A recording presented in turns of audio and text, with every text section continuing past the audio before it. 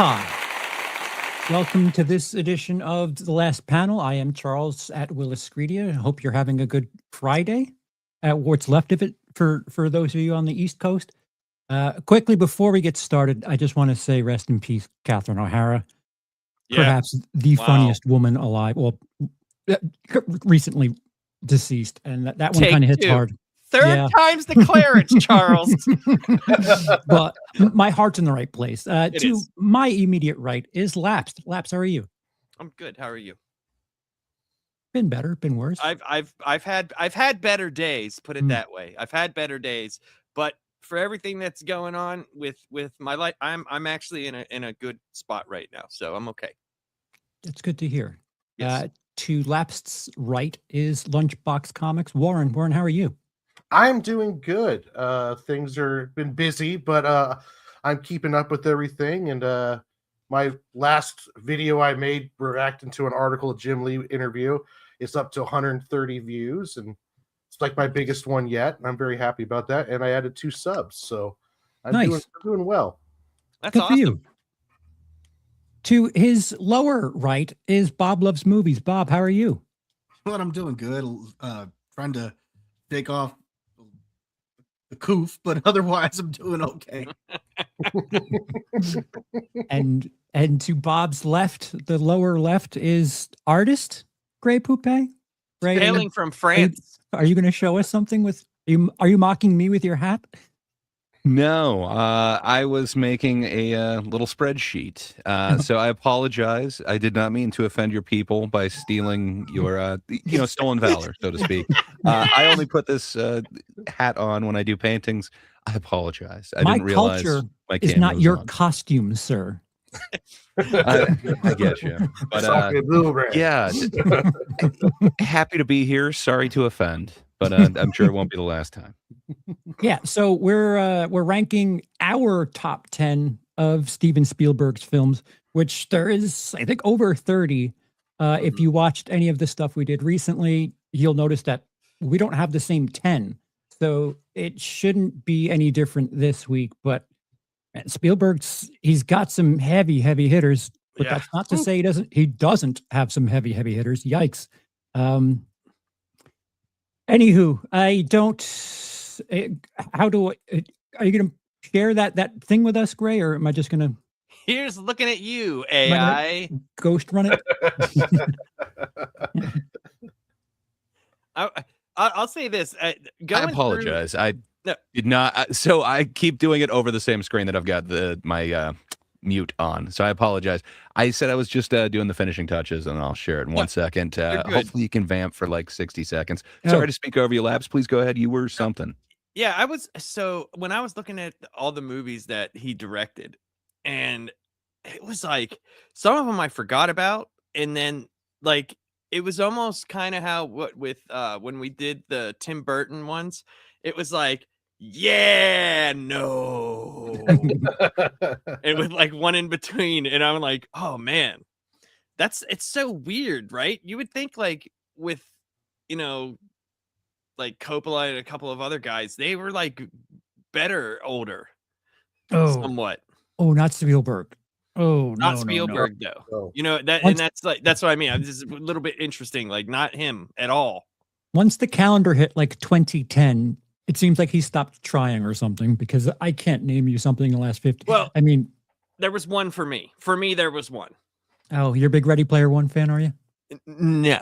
Hey, I actually like Ready Player One, but it wasn't going to get near the top of my list. Oh, so. see, that's all that matters. That's what the joke is intended I like for. the book. I like the book. Yeah, a lot of people like the book, right? Yeah. Isn't there a second book to Ready Player One? Ready don't Player know. Two, I guess. Right, yeah. I wouldn't doubt it. But yeah, I read the book, I think a few years ago. Someone had told me about it, and I was like, oh, cool. It was before the movie came out. Okay, so I'm going to swing around and ask everyone their gateway drug as far as Mr. Spielberg is concerned. Your introduction to Mr. Spielberg's work. Lapsed. Jaws. It was Jaws. I remember it so vividly. Other movies had come out, but I was pretty young, and my neighbor, this is before we moved to religion land, but when we lived in New Jersey, my neighbor, he was my best friend. He got stung on the face, like right on the lip from a hornet or a bee or something. And I slept over his house, and he had this really awesome like TV room for the kids. He had a sister, and his mom let us rent Jaws. Nice. And we watched Jaws. She thought we were going to be like terrified, so she watched it with us. She was more scared of the movie than we were, but it was awesome. We loved it. That story, whenever the old sea captain guy is talking about the warship going down, was just like, that was like one of the few times we were silent during the movie. Like, Jesus Christ. But yeah, Jaws is what got me going. Nice. Warren. E.T. for me. Jaws was close though too, because I remember when I was 10, we went to Disneyland, and then we went over to the Hollywood's Universal, and we went on the ride that has the Jaws part on it, and I remember that. But yeah, for me it was E.T. I watched that one like on repeat on the VHS, and I just remember this kind of really weird but cool alien movie where he gets drunk, and then the kid's drunk at school, and just all sorts of fun shenanigans with the government. Do you think that's where Jim Carrey in Dumb and Dumber got the most annoying sound in the world? It was like his impression of E.T. It could have been. Elliot. Elliot. Bob, what about you? It was either E.T. or Raiders of the Lost Ark. I don't remember which one I saw first, but I remember seeing both of those around that time. Now, I didn't really know that anything about Steven Spielberg or anything like that. It probably wasn't until Jaws when I was about 8 years old, 9, when I finally saw Jaws. And I remember somebody telling me, oh, this is the same guy who directed the Indiana Jones movies and E.T. And I was like, oh, okay. And at that point, I started putting it together that this guy was actually kind of a big deal. So, Gray toupee. Okay. You made me double check if I was in the wrong avatar. I mean, I can get the requested avatar. But, yeah, I think my first taste was none other than the Temple o' Doom. I don't know why it was just always around, but yeah, that's another one of those that kind of traumatized me. I thought that, like, you know, exotic food meant monkey brains. And then the whole like bug door thing. But I don't know. All the others were always around. E.T. was always there, and then Jaws was always there for some reason. It took me forever to realize that it was the same dude. Oh, and Jurassic Park seems like it was always there. I didn't realize who he was until later, and then put everything together. But yeah, man, I think it's got to be Temple of Doom was my gateway. What about you, Charles? What was your gateway to the Spielberg? Well, I had a single mom who raised me, so I wasn't really watching. My mom was in her 20s when I was in my childhood, so I wasn't really watching very many family films because she wasn't responsible with the way she showed stuff to me. So I would watch films with her brothers, and they were teenagers. So anything they were watching, I kind of snuck in on. I had seen Friday the 13th prior to any real Christmas classic, and her brothers told me about the scariest movie underwater, and this is after me seeing Friday the 13th, and it ended up being Jaws. And me as a little 5-year-old was pissed off that they didn't show the shark that much because, well, they show Jason a lot in the Jason movies. And sure enough, it didn't really hit me until I was at a beach sometime later, and that theme song hit anytime I was near the water, and it stuck with me. I don't think I swam that day. It was Jaws, and it had some sort of imprint, even though I have this backwards understanding of what horror villains are and how it works. Heck, Jaws had people scared of bathtubs. Like, it was like pools. Like, yeah, dude. I remember tons of people as I lived near Atlantic City when I was there. Tons of people at the boardwalk doing the when anybody went to water. I'm like, screw you, man.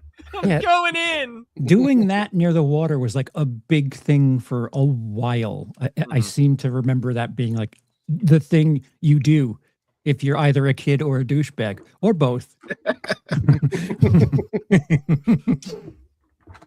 Gray, do you have your Here we go. your show and tell? Sure. It's not as purdy as most of the times. Whoa, Wasn't able to Indiana add little Jones. pictures in there. Indiana Jones and the Kingdom of the Crystal Skull is kind of jutting in, but I don't think we have to It worry is. about that. I don't think that's going to be an issue. I got a Right. feeling it's not going to interfere with any of our scores. Right. Just I a don't think prediction. so. I don't That was my number one movie. I know. Jeez, guys. right. I'm gonna change that real quick. It's just too bad Dial of Destiny wasn't directed by Spielberg. That would I be know. number one. That's the one issue with that movie. The one. Laps, why don't you start us off with your number 10? Okay. My number 10 is Schindler's List. Hmm. And the reason why it's 10, it's not because I don't think it's an amazing movie. It's just really hard for me to watch it. Everything surrounding it, the way it's filmed, everything is fantastic. It's great. But I think it's a movie I've only seen twice. And that's weird for me because I'm very much like a creature of habit. I watch a lot of the same stuff over and over again. And it's his one movie where it's like, I remember the first time I saw it, I was just like, I got out of there and I was like, God damn, dude. Like, I don't like anything right now. Like nothing. I am enjoying nothing at the moment. And it's just one of those that, yeah, that's why. And I understand everything around it, how great it is, how it's filmed. That's the reason why it's 10. Great. While you're adjusting it, why don't you put Indiana Jones 4 now that we've seen the full title? I think if you put Indiana Jones 4, we know what you're talking about, and it won't interfere in the yeah, that's it. Yeah, there you go. Nice. Okay. Warren, what about your 10? I have Lincoln as my 10. Not bad for history picks. Daniel Day-Lewis did amazing in it. And it was interesting seeing how much stuff hasn't changed when it came to like Parliament and how they work. I mean, I don't know how accurate that stuff was, if they used actual transcripts like from those sessions, but it was very like watching Tommy Lee Jones, watching the political back and forth, watching and just the power that Daniel Day-Lewis put into that performance. A lot of these are so close, it's hard to put, it's hard to say, well, this is 10, 9. They're practically the same, but it's like, for me, I started off with Lincoln. Nice. Bob, what do you got at 10? This was tough because there are several below this that I could put up in the top 10, but I'm gonna go with Indiana Jones and the Temple of Doom. Of the actual Indiana Jones films, because there's only 3. This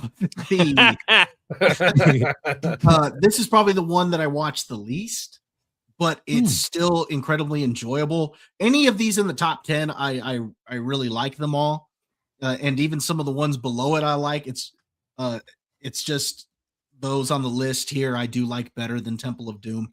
But yeah, that's going to be number 10 for me. It's still a great film. I have a blast with it. It's just the one of the, again, real Indiana Jones films that I watched the least. Nice. Gray. Yeah, piggybacking off of Bob there, same. So I didn't realize how many Spielberg movies I truly love, and man, do I love Temple of Doom. It is my gateway Spielberg movie. It's the one that I always think of. It is my Indiana Jones. I don't know why we just didn't own Raiders of the Lost Ark, so this is like my Indiana Jones. But that being said, yeah, it's number 10 for me. Nice. Still love it, but I didn't realize I really love like 9 of his movies way more than this. It's the one that feels out of the first trilogy. It's the one that feels the most different. Like it does, but it's still like got some of the best scenes in it, in my opinion. Indeed. You might as well shoot over to mine and put a 10 there because I agree. Temple of Doom Oh. at 10. It's weird because I have a different relationship with all of the Lucasfilm stuff. I didn't see it any of them until I was in my teens. And Sorry. did my choice frighten you, Greg? It did. I got scared. I made this giant. Are you pulling a Dave Chappelle in Screwed? I got scared. No, kind of. I got a new mouse, and I got to be honest, I kind of hate the mouse. It does this auto scroll thing. So if I hit control, all of a sudden it just grabs the document, and it's an issue. So I think I got to bust out my old mouse. But they sell the new razors for only $30, and they're dope. Yeah, I should have gone that route. I did not. So it sucks. If I use the scroll wheel, it just keeps going. So like, I don't know, 10 seconds later, if I hit control, it just keeps minimizing documents. It's an user error. I understand. But sorry, it scares me. And I thought I was muted. So we're going to do a Serpentine draft here. And I'll get my shocking number 9 out of the way right now. And that's E.T. Not that. I mean, listen, all of these movies are rather strong. E.T. is a movie that I never really got around to. I understand the charm of it. I think it's sweet, it's wholesome, but man, Steven Spielberg is a lot more than just a wholesome filmmaker. Excuse me. And it's just considering the person.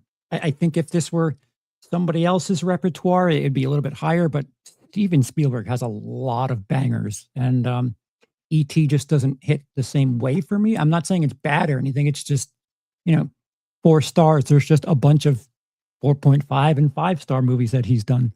Laps, what do you got for number 9? Lincoln. That was the one that I was saying in the past the 2010. That's the one that I really enjoyed. Was it Lincoln 2008? Was it 9? I could be wrong. It might be 12. Yeah, it doesn't matter. I think it was 2012. Yeah, I'm wrong. I'm always wrong. It's fine. Yeah, it's 2012, Lincoln. No, here's the thing. Even if it was 2008, it was like where I was looking past in those, that was the one for me that I was like, I really did like this movie. And it was just, for me, it's just Daniel Day-Lewis, man. I mean, he was on a really good role when he came back. He was gone for so long, and Leonardo DiCaprio tells that story about when they got him back for Gangs in New York. He was literally cobbling shoes somewhere in Italy. Like, he was like off the grid making shoes. So he comes back and just is better than everybody else and did Lincoln, and that was amazing. Nice. So, Warren, 9. Oh, for me was Temple of Doom. Wow. Out of the 3 Indiana Jones movies, this one kind of it was so different than Raiders, and it was when I was younger, it was almost like I was almost like weirded out by it. But as I got older, I do enjoy it. There's a lot of great stuff in it, and I almost appreciate it for being different. But it's not, for me, it's not as good as the other 2. I did try to do the whole Onum Shabai on my brother, though, but it didn't work when we tried it. So I think the whole death cult thing, kind of like, I don't know, it takes away a little bit from it. I mean, as cool as that is, it's like, yeah, okay. Well, like the other ones were kind of adventure movies where they were going to different sites and moving, and this one was really located kind of like in one area. Well, when he got there, yes, when he got there, yeah. Great. But Bob, what do you got for number 9? 8? 9? I got 9. E.T. Oh, I don't feel that bad anymore. Yeah, no, I think E.T.'s a solid movie. It's a lot of fun, especially when you're a kid. I think I enjoyed it more as a kid than what I probably do now. But I still agree with you, Charles. It is definitely a wholesome movie. It's just one of those that you can go watch and you come out smiling at the end of it. It's not his best film, but it's an enjoyable film. And because it is a wholesome film, that's also why I enjoy it more than Temple of Doom, and I have it ranked above that because it's one that actually makes me smile. Where Temple of Doom, I'm like, oh, I got. Yeah, Et is definitely a movie. of Et. all time. What is Et? It's Et. E.T. Yeah, no, I was doing a Faith No More thing. Yeah, I know. Gray, are you done? Are you done fidgeting? I think so for right this second. I think that makes it a little bit more palatable for the eyes. But yeah, sure, done fidgeting. I'm sorry, Bob. I'm a total jerk. He's got Ed. Which one did you say it was? E.T. E.T. That is correct. I was just testing you. All right, I guess you really do think that. Weird. Gray, you're going to give your 9 and your 8. Okay. Well, I went a different way with my extraterrestrials for my number Jackie 9. Brown. Again, I absolutely love this one, but yeah, I just found some that I love a little bit more. But man, it's so iconic. Close Encounters of a Third Kind. Just I love this film. It's one of my favorite Dreyfuss performances, and my God, how many times has the like mashed potatoes been parodied? So yeah, to me, still an amazing movie, but yeah, I've got it at number 9. And then I went a little different way with some Aliens again, and I think as shitty as it is, it still somehow works so amazingly for me. Oh, wow. It is like the only Tom Cruise performance that I'm like, okay, I really can't see anybody else in that particular weird ass role. And then when you combine that with what is it, Scary Movie 5, whichever one that is that parodies War of the Worlds, I don't know, they're just so enmeshed in my nostalgia. What can I say? I love that film just slightly more. I could watch that one anytime, and I have way too many times. It's, I don't know, far too catchy for me. It's kind of like candy in a weird way. In case you're only listening, Gray chose Snore of the Worlds for number 8. I'm just saying, I'll put it up against any War of the Worlds movie within the last 20 years. Right. you mean the Amazon Prime one? How the coin dare toss. you? Any of them, really. How dare you? Thank you, Gray. Your diversity is well documented. Bob, going right back to you. Number 8. Number 8. Catch Me If You Can. I'll try. Oh, I see. I don't know why. I really like this movie. I have a lot of fun watching this one. Watching DiCaprio, some of the things that he does in the movie, I think is pretty cool. I love the scene where he's with that lady of the night with Jennifer Garner, and he writes her a check. he gets change. He gets her to give him money. He gets change. Yes, he gets change. So I thought that was great. Also, the scene where he walks in and he's about to catch DiCaprio, and DiCaprio's pretending like he's an agent, and he leaves the wall with him. He's like, so "You funny. Hold on to it. I trust you." So, I think that movie's a lot of fun. So I got Catch Me If You Can at number 8. I agree. Warren, what do you got at 8? I got E.T. Oh, I feel less and less bad now. Okay. I feel I'm the same with Bob said. Like, I enjoyed it as a kid, but it's not as rewatchable now that I'm older. So I did enjoy it as a child, but then now it's kind of like, fuck E.T. Dumbass movie. Wholesome is boring. Laps, what do you got for 8? Catch Me If You Can. Oh, we're going on a little bit of a run here. Like it's pretty much everything that Bob said, and the story behind the guy. If you've ever seen the guy who the movie's based on, his interviews on Johnny Carson, where he actually Frank Abagnale. Yeah, where he actually talks about the checks and he used what do you call it? What are they? What's bank the checks? Cashier's checks, maybe. Yeah. Might have been that. But yeah, it got him there. Yeah, something that was as good as cash, and got the lady of the night to like whatever to pay him the extra out of it. Like, 'cause she was like, oh, it's only $200 for the night or whatever, and he had $1,000 whatever, and gave it to her, and she gave him $800. Like, just like she paid you $800 for the simp sex that you just had. Like, like there's something about that is very appealing. And plus Leonardo DiCaprio and Tom Hanks. That really didn't think that I would like that pairing as much as I did. And Yeah. that they really played off each other really well. And yeah, so it's just a fun all around movie for me to watch.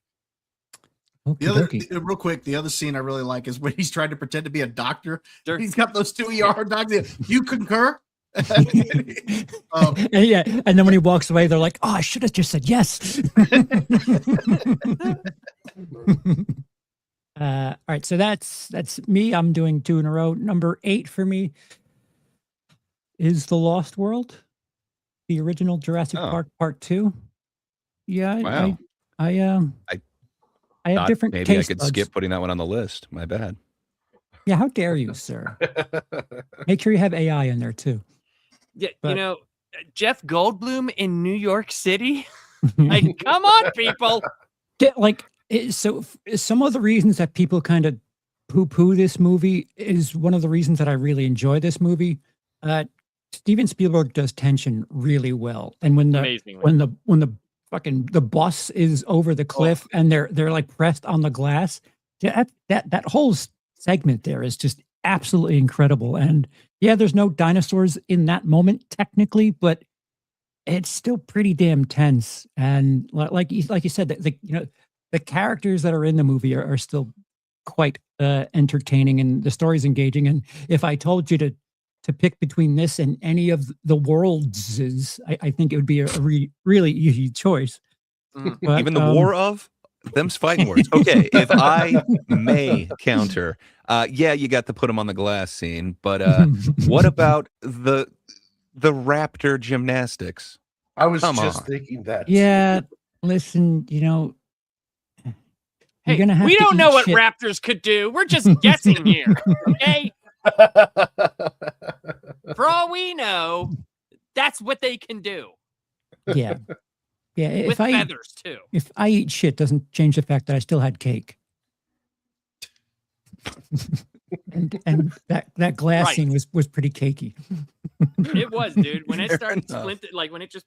Yeah. You see under her hands cracking. Yeah, I'm a bit like to give you guys an idea. I'm a bit more of a horror thriller kind of guy, and that stuff like totally plays into stuff that I really, really dig.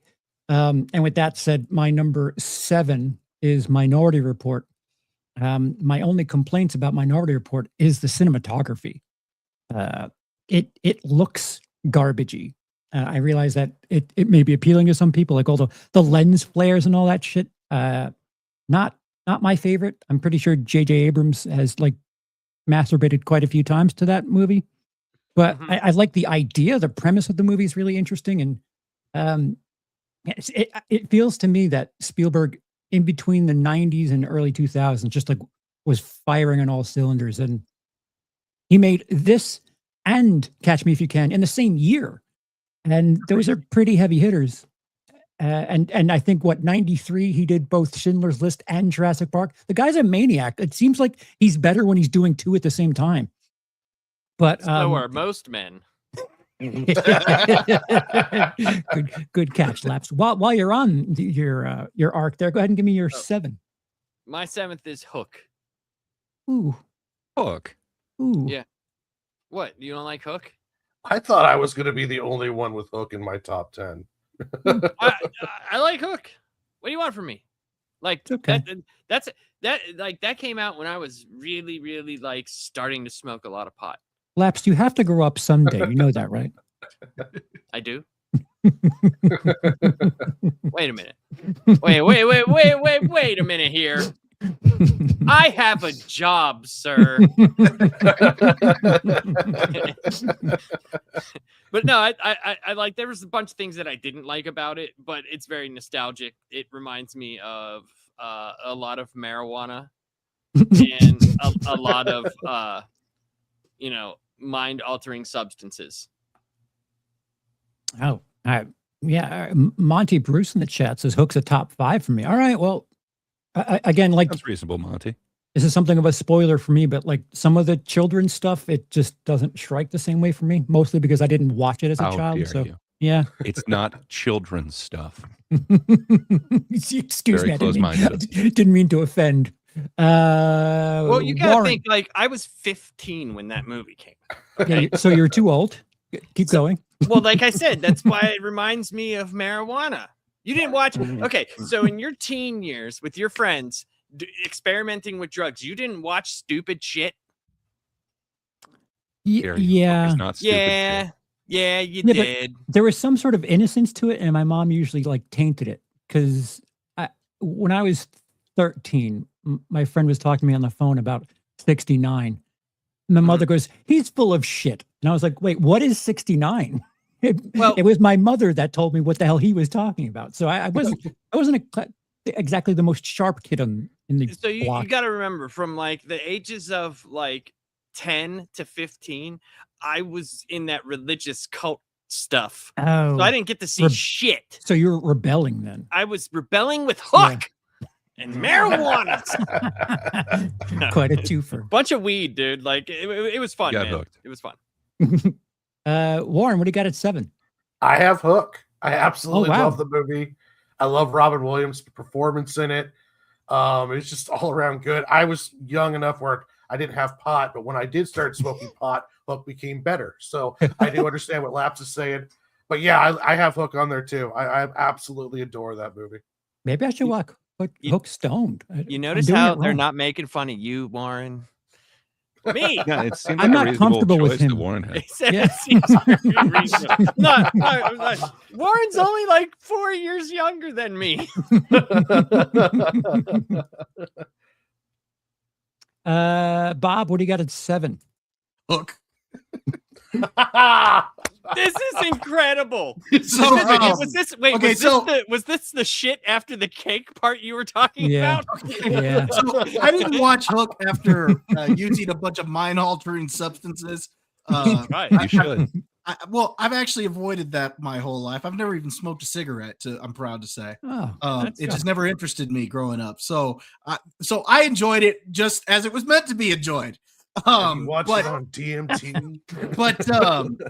but no, it doesn't mean I don't have my other vices. I've got plenty of those, but it's just not in that area. But anyway, Hook. This was a movie I saw with my sister, and so I have fond memories of that. My sister passed away middle of last year, Oh, man. and so it's a movie that I've seen actually since she passed away, and I always look back on it with fond memories because it was something that I enjoyed with her. But the movie itself is just awesome. Dustin Hoffman, Robin Williams, I love it. Hook's a blast. Gray. Are you doing it too? So I respect Bob and Warren's decision there. So mine, well, it doesn't get the highest score on IMDb. It only gets like a 6.8, and on Letterboxd it gets 3.4. So it's consistent. But yeah, nostalgia value through the roof. For me, I also have Hook as You number know 7. I just wanted to give Laps some shit, but I would totally put it higher. But man, he's got some that are just masterpieces. But yeah, to me, Hook just, man, it's one of the best Hoffman performances. It's one of the best Robin Williams performances. And then it's just got some scenes like the food fight scene, Rufio. Like, I don't know, man. They're just like etched into my memory at this point. They're very visceral scenes and they work perfectly.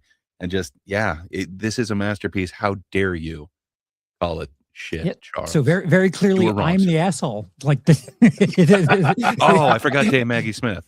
It has Indeed. been determined. Gray, give us your 6 while you're at it too.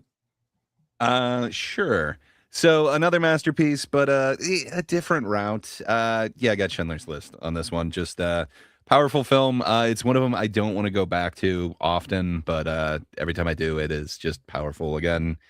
Amazing performances, really haunting, and then the visuals, his choice of color, while on the nose and in like M. Night Shyamalan's version, it seems over the top, but somehow it really works here. Can't say enough good about it. Just it would be higher if it was more rewatchable for me. But It's the only Schindler's time List. you're gonna get like Spielberg and MC Chamois Pants in the same sentence. You know? Yeah, just like the use of red. I don't know. No, I know. I've I seen know. it I compared. actually I know what you mean. I actually know. That's why I said it. I actually agree with you on that. Yeah, but Shyamalan uses water. Like water is always something Wait. very clearly a thing for him. Wait, there are ladies in water, okay, that you just don't even know about. Sometimes they get old, you see, and sometimes you might have to throw them on an alien. The in their beach that ages grave. people. The beach that ages people. Bob, we're coming back to you for 6. Schindler's List. I got this one at number 6. I think Schindler's List is a fantastic movie. That scene at the end where Liam Neeson is saying, "This car, this is 10 people here. This pin, this is 2 more people." That breaks me when I watch it. I think it's one of his best. The only reason I don't have it higher is just because it's not one that I rewatch a whole lot. But I can't deny that it is definitely one of his best films. War in 6. Raiders of the Lost Ark. Whoa. It was my intro into Indiana Jones. I absolutely adore the movie. I just like the other one on the list better than this one. So this one gets my 6th spot. Nothing's better than Indiana Jones taking on Nazis. So it also too, it did kind of get ruined by Big Bang Theory, when essentially it's like you could take Indiana Jones out of that movie and the same thing would have happened. So it's kind of that always kind of like marked it for me. It's true. It is so true though. Like, and then I just disavowed any knowledge of that short from YouTube because I did it and I was like, God damn it. I know. As soon as I heard it, I couldn't forget it. I was like, I tried to argue it in my brain, but I was like, no, they would have just got the medallion, got the ark, opened it up, and all died by weird Jewish space ghosts. So yeah, it was coast to coast. But I still love the movie though. Lapsed number 6. Close Encounters. Just love the movie. I love it. That's it. What else can you really say? I mean, dynamite entry. Well, Gray had it on his list beforehand, so unless I want to read from the script, he already gave all the good points. I need to rewatch this because I watched it as a kid, and I just was not as into it. Likewise, because like E.T., there you have E.T. there. There was much more going on as a kid. Maybe I should need to rewatch it because I don't remember it as fondly.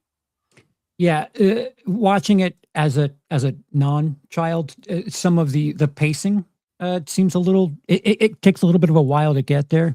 The whimsy of things isn't quite as hard hitting as it probably was when it first came out. But to my my 6.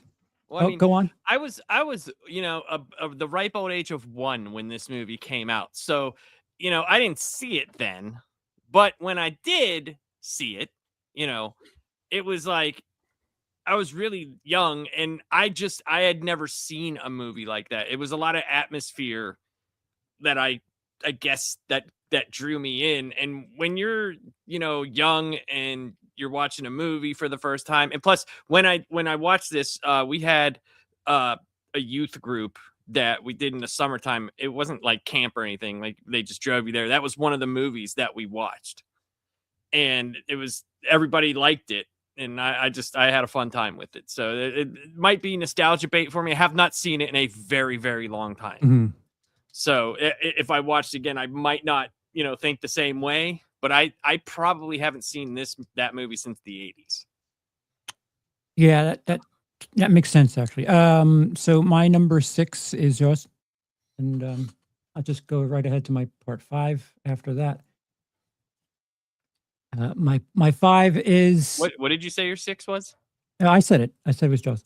Part 5 is you just skipped over that? Just What, Jaws? Yeah. No, I said it perfectly clear. Jaws at 6. no, but the reasoning of why it's there, you just like you just it's Jaws. And number 5 is Let's not focus on that. Okay. Fine. You know? No, it's very good. I understand why people love it, and wouldn't be shocked if it's number 1 for some people. But he's got a really good set of movies here. I'm sure I would put most of these movies above any other director's entire catalog, but movies hit people for different reasons, and Jaws, I'd prefer to watch 5 other Steven Spielberg movies. And There's number nothing 5, wrong with that. I hope so. Number 5 is Indiana Jones and the Last Crusade. There's nothing wrong with that. I enjoy the ride on that. I quite do. And Sean Connery, I didn't realize I needed Sean Connery in Indiana Jones movie, but it really kind of works for me. Junior. Junior. Yeah, so yeah, that's the name of the dog. Was that yeah? Was that River Phoenix is like was that one of his one like of his last? Right? Yeah. Yeah. Yeah. Yeah, because weren't they going to do like a prequel? The young series or yeah. something? Yes, I think he died before the movie came out, right? I could be wrong. But I thought I believe that's correct. okay. Yeah, I think he died before the movie released, and then they ended up doing the Young Indiana Jones Chronicles with someone else. Brutal. Yeah. So again, all of the Lucasfilm stuff I didn't see until my teens. So Okay. I was late on the Star Wars. I was late on the Indiana Jones movies, and like that, that entire childhood of majesty just wasn't there for me. So, kind of speeding through all of the Star Warses and all of the Indiana Joneses, it could be something as simple as, it's the last taste I had of Indiana Jones, and I enjoyed. It's weird that you can end a trilogy and have it feel good. I don't think we know how to do that anymore, but No, we don't. It could be something like that. And You're right. It was like one of the best endings to like that style. Well, just a movie in general, but like an actual trilogy. Yeah, You and felt thank like, God, okay, there you go. thank God Hollywood didn't buckle and decide to make more Indiana Joneses after that, because that would have been sad, really sad. Lapsed year 5. 5. At 5, I have Raiders of the Lost Ark. Ooh, a flip flop. Yep. Oh no, not a flip flop. I have it wrong. Yeah. Okay. I'll just So stay here. for me, this was I saw this after Jaws. So like I had seen Jaws first, and we had back when my family was like an actual family and we would do stuff together. This was one of the movies that I remember we watched together as a family. And my grandfather was there, like everybody was there, and it was a lot of fun. We used to do like with the neighbors, they had a bunch of crab pots, and then we'd have like this big crab boil and all this stuff, and we would watch a movie all together. And they had that's back when you could go to the library and get the reels, and we would watch it outside. Yeah, we watched it outside on one of those like school pull down freaking screens. It was really cool. Yeah, and there was like a whole bunch of people there and a bunch of kids. It was a lot of fun. So that like I don't know, it was something about it, like the adventure of it, and that it just was cool. You might have nostalgia for the shared experience too. Like that happens every now and again when someone's like, yeah, I like when I saw Avengers Endgame, I saw that with a packed house. I'm not that big into comic stuff, but that experience was incredible for me. So it might like tick the movie up in my memory because of the shared experience. But I digest. I will be 50, Doc Mortis, this year. Doc's lapsed with 1 when Close Encounters came out. He checked out reels from I the didn't library. check out the reels. I was not the person that was in there. He just rented the car to go pick it up at that point. That's all. right. I rented the car for the other little person to go get it, and they did. Warren, what do you got at 5? Number 5, I have Jaws. Oh, nice. God damn it, Doc. But you remember it. Yes, I do. I'm sorry. Yeah, Jaws number 5. Remember watching it when I was younger. I appreciate it more now than I did then. And it is a absolutely great film. And to be honest, like, my top 6 are interchangeable almost. I mean, except for the top 3 are pretty strong. But yeah, this one was just a great film, well paced, just classic Spielberg goodness. It just doesn't go quite into the feels. It was much more of like a summer blockbuster horror then, because he does horror and tension really well, even though he doesn't dive in and does straight horror. Right. I would almost be interesting to see him do that, because he does handle tension very well. Like even in The Lost World, that tension with that scene, but at the same time, we also have the guy trying to save them with the wench, and that was almost comical at the same time as the RVs like going there. And then after all of that work, he finally saves them, and then I think he gets eaten. But yeah, it's we're talking about the cake, not the shit, Gray. Great. Have you ever seen a raptor? I have, and I've always thought it would look great on the parallel bars, the uneven bars. Uneven bars. The raptor didn't do gymnastics. The girl did to kick the rat. Come on. Yeah. No, yeah, they I were just in understood, awe but at I her was talent. like, They were like, "What?" those elements must be combined. I mean, that's better than Chris Pratt whispering to him. Hey, anything better than number 3 with Jimmy? Well, parachuting all over the place, and fucking. There's a shot there that like speaks to like impending doom or tension in Lost World, where you see like the tracks in the grass, and then the tracks in the grass was cool. Slowly. I mean, it's a shot. It's like a 5-second thing, but it's neat. There's no real dialogue, but it visually informs you that shit's going down, things are changing. That's what Alien 3 could have been and was supposed to be. Supposedly that was kind of a stolen idea from the one script of Alien 3. But anyway, I hired Spielberg then. Agreed. Who are we up to? Which way are we going? 4? Who's on 4? Bob? 4? 5? No, I'm on 5. Yeah, 5. Jaws. Oh, I should stop being so insecure. Everyone Jaws at 5. Okay, so for Jaws, I saw it, like I said earlier, that was probably about 8 or 9 years old when I saw it. It terrified me from going into the water, but I also developed a fascination for sharks that I did several science projects on sharks and stuff like that. And I love Shark Week to this day because of Jaws. So I just developed this fascination with them. And like Warren, I appreciate the movie even more now than what I did as a kid. The only reason it's not higher on my list is just because the ones above it I like a little bit more.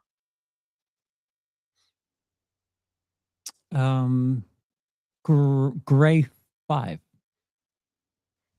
Yeah. Well, I thought this was going to be my most controversial take, but instead it will be the next one. Yeah, I also have Jaws at 5.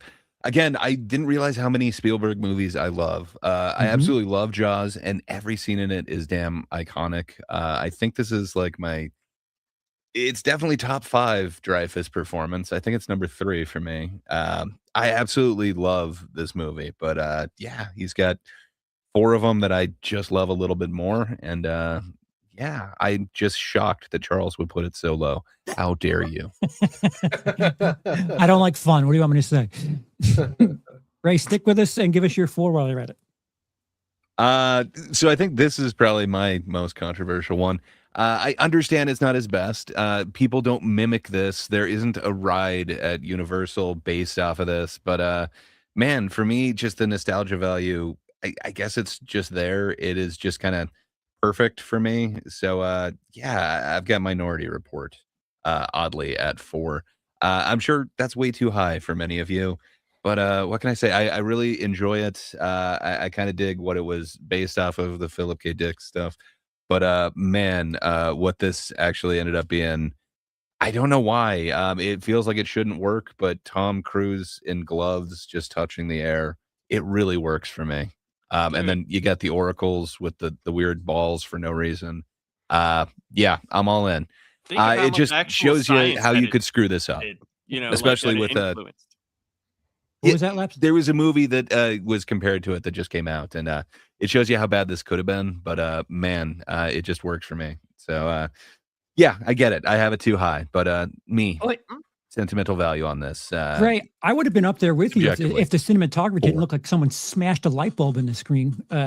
I get what you're saying, but it started a generation of films looking like shit, and man, it did it better than them. Well, it set a precedent. And You I'm know, so It's happy not for it. sci-fi unless there's It a also influenced a lot of technology as well. Oh yeah, didn't like the Apple whatever the hell they did, the pinching, get inspired Yeah, from a that? lot of light technology too. Like That's awesome. Yeah. Yep. Not as scandalous as you would think, Ray. If it looked clean, I probably would have put it as high myself. We're going back I to just you, have Bob. a feeling I got it the highest of everybody. I but said we'll we're see. going back to Bob now. Sorry, Gray. I can't see your face. I don't know. I don't know if you're taking the joke well or not. Bob, number 4. For me, Indiana Jones and the Last Crusade. I really wanted to put this higher because it is actually my favorite of the Indiana Jones films. I just think I think Raiders is actually better, and you'll see where that falls on my list. But yeah, it's actually my favorite though because I love the dynamic between him and his father. I think that's hilarious. It's well played throughout. It's funny that Sean Connery is only like 12 years older than Harrison Ford at this point, but that beard and him acting the way that he does through the whole movie just makes it so believable that he's so much older than Indy. Dude, So you need to watch Lost and look at John Locke's father, where you're like, wait a minute. Dude, How yes. what's their age separation? Yes. Good Sorry, God. so yeah, I got it at number 4. Like I said, I wish I could put it higher, but yeah. Okay. Warren, 4. Yeah, I've been cheating off of Bob's list because I have Last Crusade at 4 also. So Last Crusade is my favorite Indiana Jones movie. I think it's everything that Raiders is, but more. And it just really resounded with me. Maybe it was that when it came out at the age I watched in theaters, just the performance with Connery and with just everything was just so good about that movie. And I find it more rewatchable than Raiders and definitely more than Temple of Doom. But I agree. not that Raiders is bad. It's just Right. I think Last Crusade is the best Indiana Jones movie altogether. Yeah, I agree with that. Lapsed 4. Saving Private Ryan. Hmm. I love that movie. Hmm. Think it's a great movie. So you're the first to talk about it. So you've got to set the precedent now with charm and praise, sir. Well, I mean, it's interesting that it's, you know, when you hear the name of the movie, you know, you're thinking like, okay, that's gonna be the focal point, like the main character in the movie. Mhm. But when it's not, it's like, and you see the journey that they go through, and you know, I mean, who else doesn't want to be in a tank running down Tom Hanks with a handgun? You know. I'm in that tank, everyone. That's me. No. Thank you, Lapsed. It's just a movie that I really like, and it's a war movie that's still like it. A lot of war movies, I think they hold up just because of what it's about, you know. And you could watch a lot of even older war movies, but this one has a lot of the effects and a lot of the stuff, and it's gritty. It's probably his grittiest movie that he's made.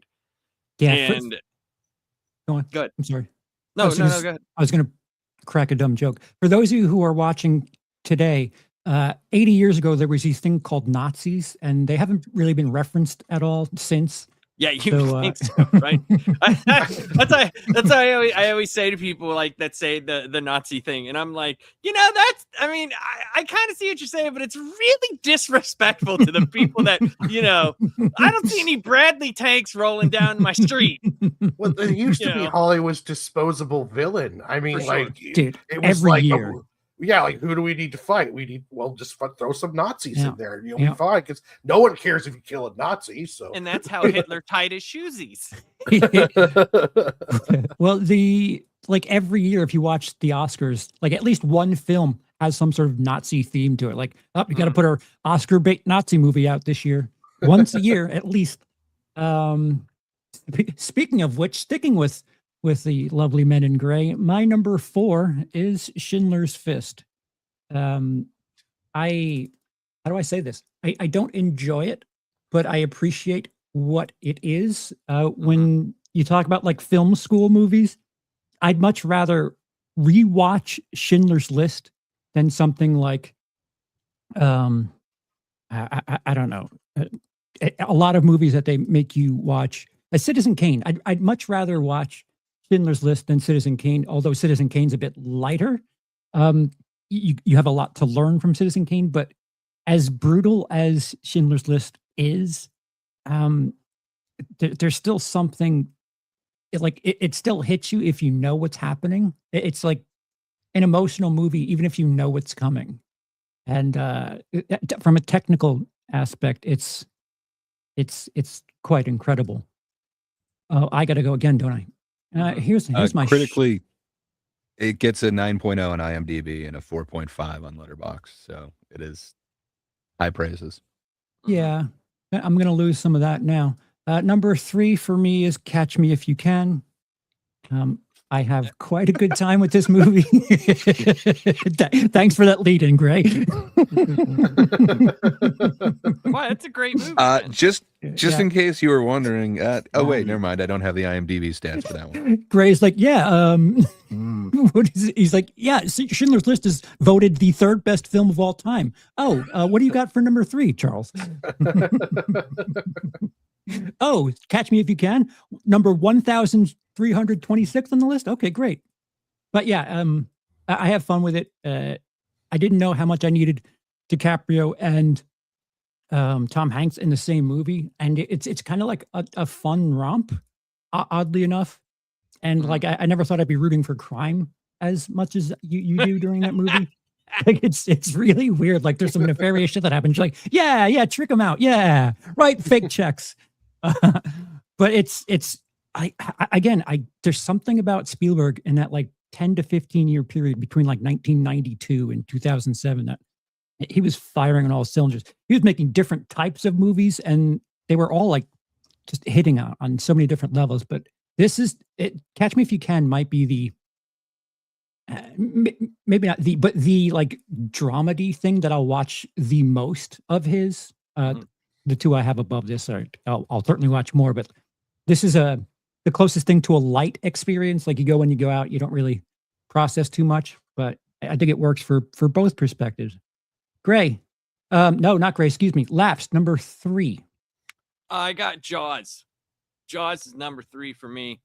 Like I said at the beginning of the show, very nostalgic for me. First Spielberg movie I ever saw.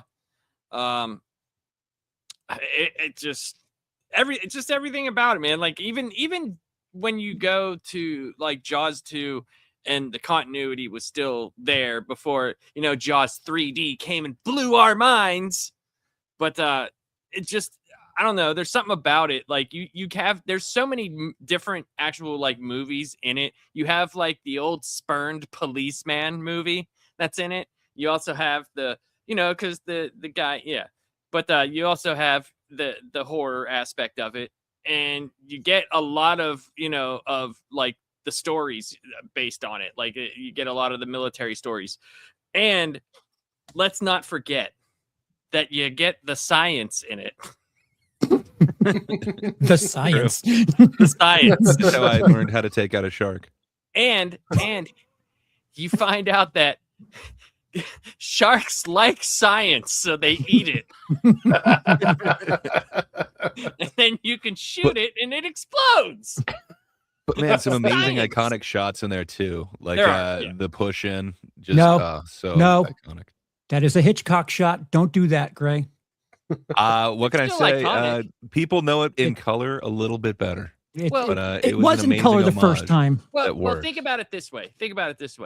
It could be used again because like there's a lot of guys in sports that have made the same 3-point shot, but some are more iconic than the others, right?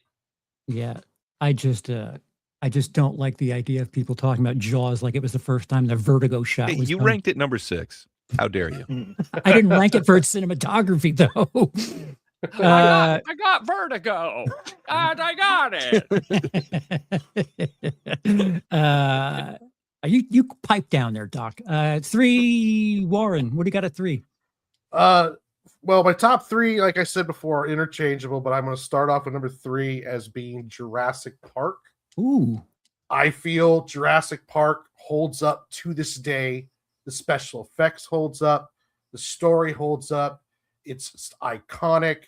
I was in the theater with that scene where they pull up in the Jeep and then they realize that the dinosaurs are there and like the look at the brontosauruses and just the way it turns into almost like a horror film about halfway through it. For me, it is just today like there's films today that don't even have as good as special effects as what Jurassic Park has, and it's just a beautiful, beautiful movie. And the Gave us reason the best meme song of all time. oh yeah, Best meme song of all time. Holy fucking shit! It's a dinosaur. but the reason that is because they did a hybrid. They did some practical, some digital, which is what they really should do at all times if they can.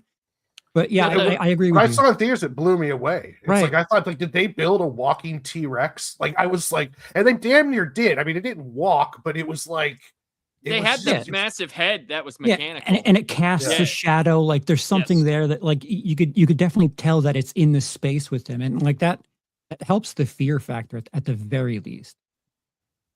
And I learned that T-Rexes can't see you if you don't move.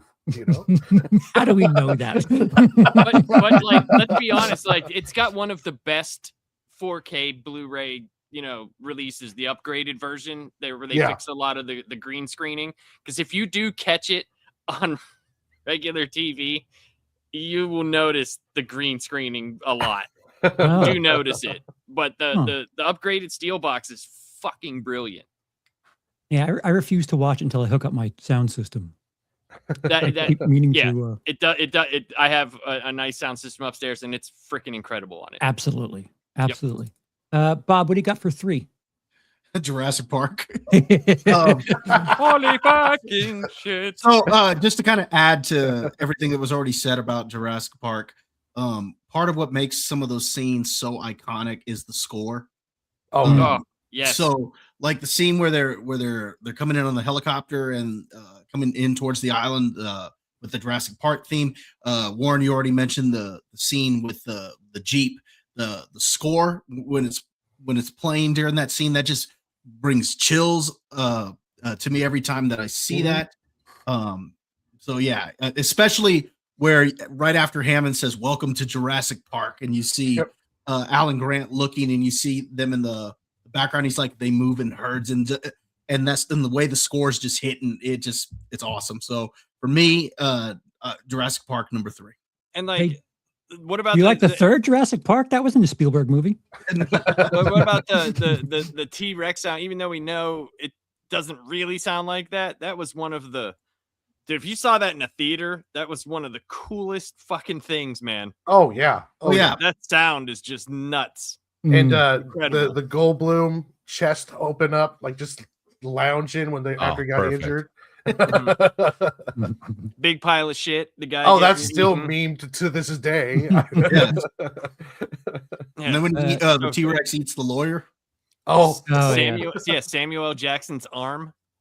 hold on to your Well, butts. as long as we're Newman? reminiscing on this, Newman? I also have it at 3, and that was the part that I was going to bring up. What about the movie that starts it and ends it? Come on, Dennis Nedry. Yep. You got Wayne Knight in there. He's just so awesome.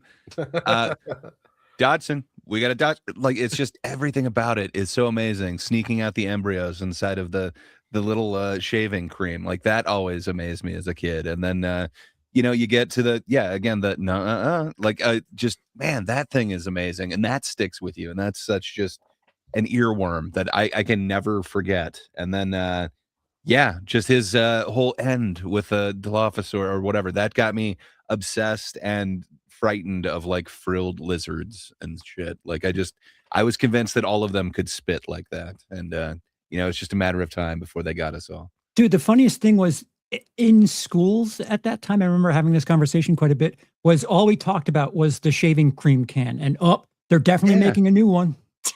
And they didn't reference it. Doc says, let's be real. The 4K treatment was so that we could appreciate every single hair on Jeff Goldblum's chest.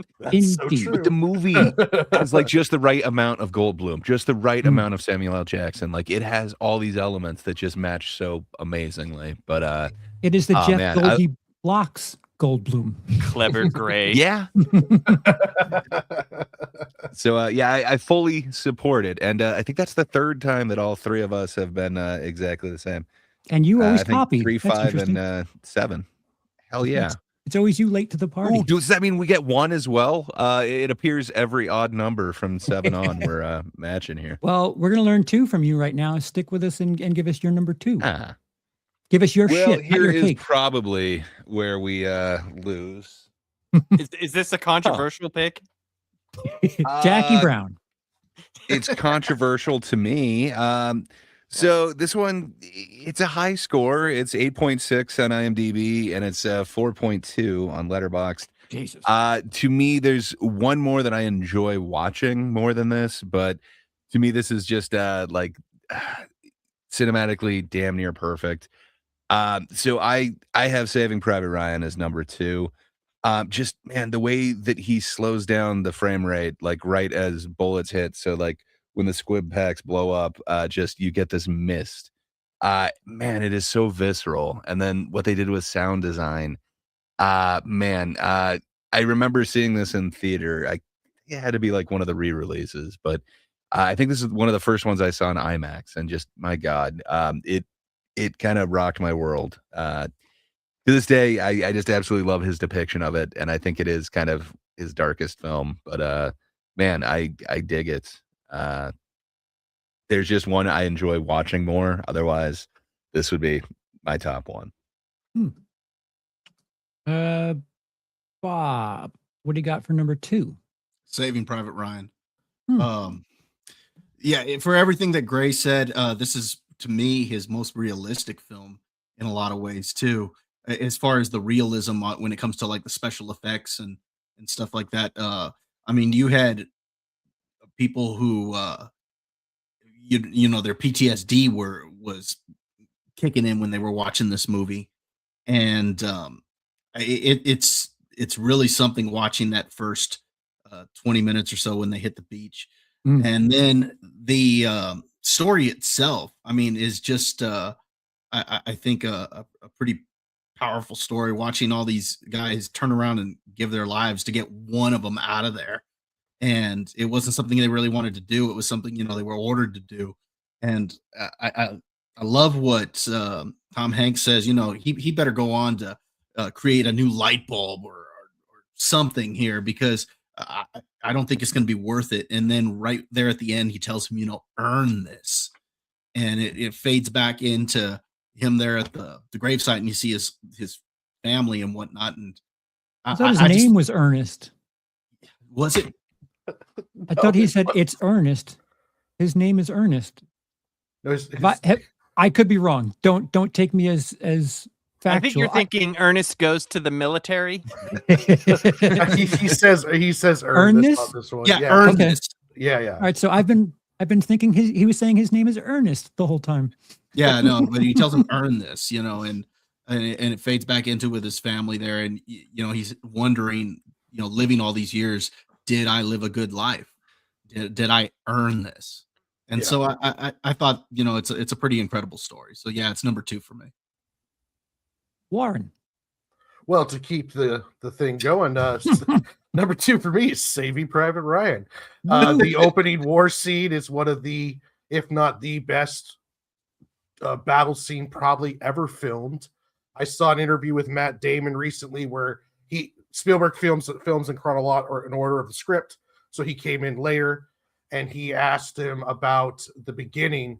And originally they planned to have a bunch of dialogue, like the soldiers and sergeants saying stuff along those lines, and Spielberg took all of it out, and it was just kind of his directing decisions like that just turned in and made it to one of the best probably war films of all time. And that opening scene is just it's just amazing. And that scene at the end where the shot and then it switches over to old man Ryan, that was just a beautiful shot. And yeah, I absolutely love that movie. It's such a good film.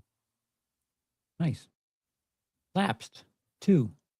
Number 2, I have Jurassic Park. Jurassic Park, yeah, fantastic movie. It was so much fun to see in the theater. Just everything everybody said, but I think it's one of those things that like dinosaurs like always sell for some reason. Mm-hmm. They just do. Mm-hmm. And this was like one of the first ones where it was like, oh, this is what it could have possibly looked like if they were, if you were around during that time. Now we know more now that they're more bird related, but I don't want to see dinosaurs with feathers. I don't either. I'm being like, I don't either, so it just, oh man, I could still watch this movie. I could put it on as soon as we're done here and still have a great time watching it. And if you have kids, it's one of the cooler movies to show your kids when they're like 10 or 11, like that age. It's because it will blow their mind. It just does. Because like you watch it on a good system, nice sound system, and a good TV, because they hear about dinosaurs, they know what they are, and then to see it, it's always the same reaction. They just look like all 4 of my kids have, well, 3. My youngest hasn't watched it yet, but my other 3 looked at me all the same, and they were like, "Jesus Christ!" And I'm like, "Yeah, imagine living with that shit." Like, awesome. Nice. So I'll keep it going. Number 2 for me is Jurassic Park. If for all of the reasons everyone said, we're pretty close on all of these, because it's 2-2-3-3-3 as far as the group is concerned. Yeah, I like. We didn't mention Raptor Kitchen. Yeah, Raptor That is Kitchen, a which great scene though. Like, which if you watch, what the hell is it? There's one of the Winnie the Pooh universe movies that just came out last year. Bambi the Reckoning. Those filmmakers are big fans of Jurassic Park because they do Raptor Kitchen in that movie, and it's like shot for shot. It's kind of, I don't know if it's offensive or what, but well, if my dog could open my kitchen door and my front door, then a raptor can open a fucking door. Well, they have big brain cavities because it showed us earlier in the movie. But the feathers will get in the way, so they won't be able to use their Well, hands. That's true. I go with movie logic. Yeah, like the fact that Jurassic Park has like something from everything here, like the majesty that I talked about. Like the first half an hour, you're like, oh my God, this is incredible looking. And I forgot which one of you said it. I think it was Bob talking about the score. The score kind of like totally parallel matches your feelings and what you're supposed to be feeling. And then it starts raining and it gets dark. And then it just becomes this horror thriller movie. And it's really good for what it is. And it's something of a dark comedy the entire way, like very bleak and a black comedy, and just it's an extremely solid movie. I think if you want to know how to make a big budget film, you should try to emulate this and do 50-50 on the FX and the practical effects and the CGI effects. But yeah, put the money where it's supposed to go. That is a movie where you're like, oh, okay, I understand where all the money went to. Like, I get it. Yeah. Right. And not when you see a $300 million movie and you watch it and it's like, here's the hot dog scene. Look at that. You see them boil that water? That was real. We had to fly special effects people in for that because we couldn't just fucking film a pot of boiling water. We had to create that bun in post. Yeah, that looks so real. Number one for me is Saving Private Ryan. I happened to see this in a theater, and yeah, the thing they tell you about when you write films is to like get them, like grab them immediately. And I don't know, there's not really dialogue in the beginning of this movie. It's just you're just mouth agape as it's like the gnarliest war scene you can witness. And if it ever comes out, I would suggest watching it in a theater or watching it on the best sound system possible, because the closest thing I can compare it to is when Civil War came out a year or two ago. The audio from the gunshots was like it really felt like you were in the room in it, and it had this zip. It had this like punch to it, and just multiply that by 10. Saving Private Ryan, the first 20 minutes just beats the shit out of you, and it's just a long trek. And for as difficult a movie as it is to watch, it's worth the journey. I'll say. Number one for me is SPR. Lapsed, what do you got at one? Indiana Jones Last Crusade. I saw it in the theater. It was probably my favorite theater experience. And yeah, just awesome. Really cool. Like that's still back when like people like would go see movies, like a good movie on a random night, because we were like, we knew it was a big movie, and we're like, well, we're gonna go on a day that it's not, you know, a big day, and it was still packed. It was fucking packed, and it was like after it had been out for a few weeks, so like it was such an awesome time. And I had already seen Raiders of the Lost Ark. I didn't see Temple of Doom by that point. And it's probably because of all the, you know, crazy stuff in it at that point. But like, yeah, you know, I saw it very close afterwards because, you know, I was like, look, people, you know, like, because I was in that weird church thing, and like I was surprised we were even able to go see what they would call a secular movie. But yeah, it was awesome. It was great. It felt like being a human being again to me. So that's probably one of my favorites. But Jurassic Park is for me, like, because Jurassic Park is the first movie for home systems it was the first movie that used DTS, right? First movie that used DTS sound, introduced that, and Spielberg was really huge into that. So when he did the IMAX for Saving Private Ryan, they used like analog audio that was redone into digital. So it was like straight analog. That's why you get like the really visceral sounds that you get, like Gray was talking about, like when they slow down the bullets and you get the mist and you can hear everything.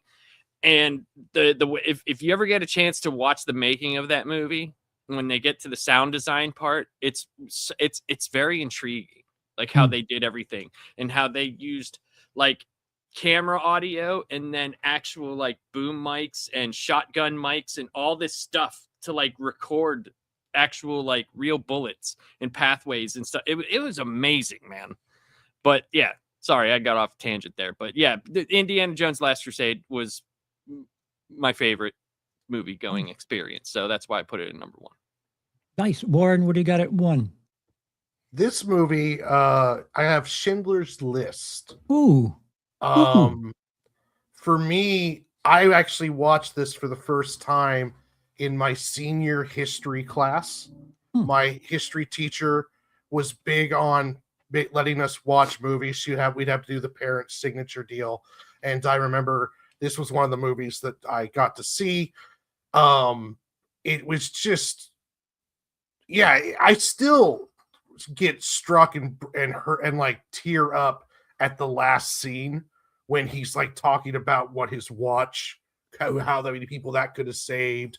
And just, it was just like one of those movies that just really, it's almost like the Passion of the Christ, but for World War II Holocaust movies, because it's very brutal and it depicts it in a way that's so visceral that it may not be even close to the atrocity level that went on, Sure. but you almost feel like for a bit that you kind of not even understand, but you kind of know. And especially seeing that as a senior, it was a very poignant way to kind of hammer in the atrocities of what was going on to the Jewish people during World War II. And I remember the audible gasps in the classroom when you get to see the fate of the girl with the red. And it was just, Liam Neeson as Liam, he was absolutely amazing.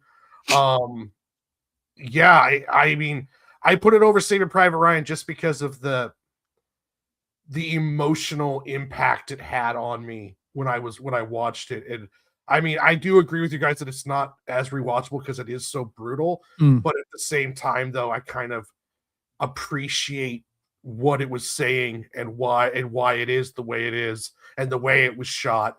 And it was, to me, seemed like more of a personal film than Saving Private Ryan for him.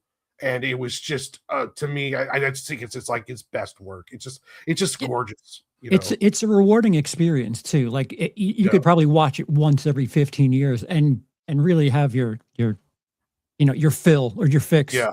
You just had to throw in that you got to be a senior in school. Just had to throw that in there. Maybe some of us didn't go to school there, Warren. Well, I'm sorry. Bob, what do you got at 1? All right. For me, my number 1 film here is what I would consider a perfect film. I would give this a 10 out of 10 score. We're talking, George Lucas, Steven Spielberg coming together with Harrison Ford and Karen Allen. It's easily Indiana Jones and Kingdom of the Crystal Skull. It's without a doubt. No, it's going to be Raiders of the Lost Ark. I consider this a near perfect film. There's a lot of everything. It's pretty much everything is set up, is paid off. This kind of goes back to what we were talking about with the Nazis being, easy villains to throw in there. I mean, you see a bunch of Nazis melting, at one point. Dude, but just the adventure, the shit out of me, by the way. Yeah, it does. But just the adventure that they go on. I thought it was kind of an interesting arc for Indiana Jones because he's kind of a science guy, or based on fact and stuff like that, not superstition. You see him at the beginning of the movie saying, I'm not into this magic or hocus pocus or any of that stuff. And in fact, when those 2 guys from the government come and ask him about the ark, they ask him, well, what's all this coming out of there? Oh, it's fire, power of God or something, he just kind of waves it off. But then at the end, when they're tied up, he's telling Marion, keep your eyes shut. Here at this point, he's become a believer that there's something powerful here. And so just seeing him kind of go on this little arc, I really enjoyed that. The adventure's fun. The characters are fun. John Rhys Davies is great in this as well. Overall, it's just a blast, this movie. So Raiders of the Lost Ark. It has one of the best fight scenes that explains a character to a T. After he gets his ass beat and they square off and he just pulls out the gun and shoots him. That is perfect. Every time I see it, I just laugh. I'm like, it's I no don't Kelly think that Mom. was scripted either. I think that was kind of like something he did, and I think it was improv, from my understanding. It's great because he knew the character. Like, it explains him in so many ways. Like, he tried and tried and tried, and then he's like, "Fuck this." Boom, see ya, and just walks away. It's fantastic. And I love it when he's trying to get the ark off the plane, and that giant German comes out and he's like, oh, yeah, go here, and he's like, okay. Plus the ending, man. The end. How many times has that been parodied? Oh yeah, the ending's awesome, and that goes back to what I said about Jurassic Park. The score to this is awesome. The theme for the Ark of the Covenant itself, I think, is a fantastic theme. When he's there in the map room and that theme is playing, I think it's just awesome. Plus, So, it's very reminiscent to Superman. well, John Williams. Hey, it's great regardless. Gray, round us off here. Number one. Yeah. So, not to be an asshole and say that there's a better Nazi movie that Spielberg was involved in, but yeah, I think both Warren and Bob are wrong. There is one that is superior. It teaches the hard lessons, it shows the atrocities, but then at the same time, it's infinitely watchable. And I think Lapsed was totally right. But yeah, I hey, that changed me. Yeah. Lapsed is totally right. What can I say? Indiana Jones and the Last Crusade is just iconic. Like every scene in there is just amazing. I can quote every scene, I do believe. I can turn it on at any point, and I just enjoy watching every single thing from the stamp scene, like that is so iconic, getting down to hiding in the tomb with rats going everywhere, and then it becomes this flood. Just man, I absolutely love everything about this. Spokes in the motorcycle thing, putting a Boats. lance in there. Just man, everything about it. The boats with the propeller. Just getting to only the penitent man shall pass. The entire thing of following the journal. The thing of again, like young Indiana Jones. None of this should work, but man, it's just infinitely watchable. I don't know if it is just nostalgia for me. Perhaps it's the same with Laps, but man, this thing just hits on so many levels. And then it is my favorite Sean Connery performance of anything he's ever done. It is the right amount of just like comedy, but at the same time heart. And there is some risk in this, but man, so many scenes that just stand out to me. They didn't have tickets. Like, man, everything about this, I just absolutely love this movie. No tickets. Yeah. Yeah. Plus, how often do you get Hitler's autograph? Yeah, that's what I'm saying. Like, you see the atrocities. Man, they hated books. How dare they? Mhm. So something I wanted to touch on. Luckily, we didn't have any of it come up, but Gray, I'm noticing you left off Duel and Sugarland Express. Those are movies that he made prior to Jaws. I kind of assumed we weren't choosing them. That's fine. That's as you were right. And it seems like the last 8 or 9 movies or so, I don't know how much further down it goes after Lincoln. It's interesting. Quite a bit.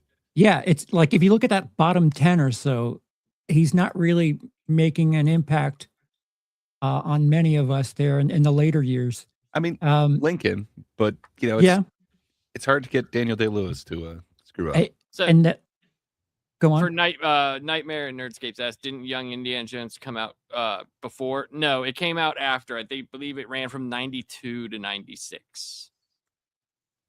Last Crusade was 89. So just mean the iconic thing with the hat, the whip, the circus train, the snakes. Excluding Lincoln, which would you guys say is Spielberg's best work post Catch Me If You Can? Well, for me, War of the Worlds. Yes. But where do you guys go? Bob, what do you got for? I would have said Lincoln, but again, we're excluding that. So probably the one that I enjoy the most after that is probably Ready Player One. That's probably the one I enjoy most of these others. Mm-hmm. And I know it's a bad movie, but I still kind of like Indiana Jones and Kingdom of the Crystal Skull. It's like I would not put this in my top 10. You traitor. I probably wouldn't even put it in the top 15. But I just happen to like it. Better. I just happen to like it. It's one of those kind of guilty pleasures where I know it's a bad movie, but you know what?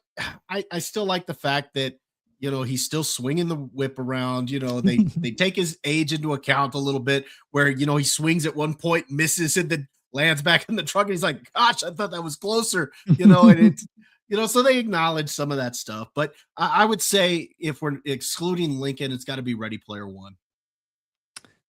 Warren, what do you got from that bottom chunk there? Oh, this is tough because I don't like any of these. Yeah, see, like it's there's like a Yeah. noticeable difference between him and his prime and 'Cause lately. I don't like War of the Worlds for two reasons. One, I'm a huge fan of the radio play, and it was just did not do it any justice. Amazon did it better. And two, Tom Cruise, I still stand by. There's not any movie that he's in that you couldn't switch him out and make it a better movie. Whoa. How dare you? They I tried don't it. know about that. I will Look at go. Scary Movie 5. I will go Ready Player One just because I got to see a Gundam fight a Mecha Godzilla. So I'll go with that one then. Okay. Lapsed.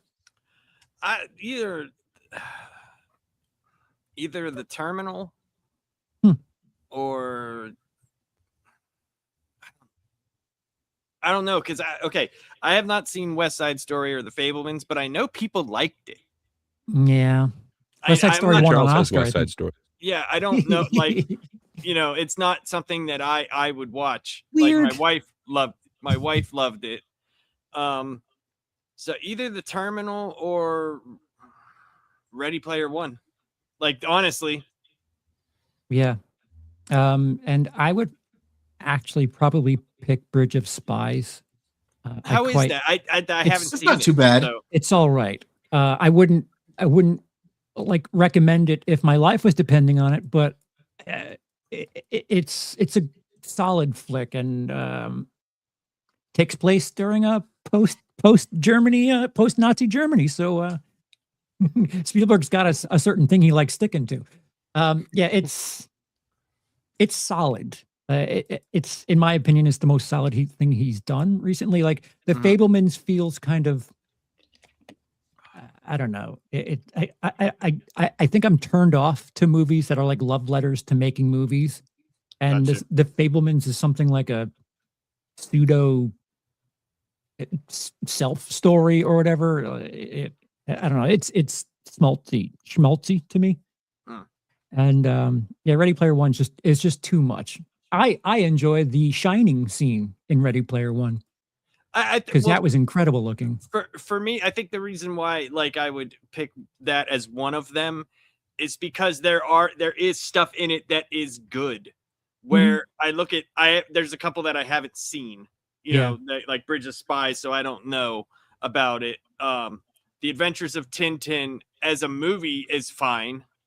Like if you're into that, it's fine. It's an okay children's movie. Like I've seen it because one of my kids wanted to see it, and it's a fine children's adventure movie, But if we're looking at like Spielberg for what we would watch for, that's not something I would go out of my way to watch.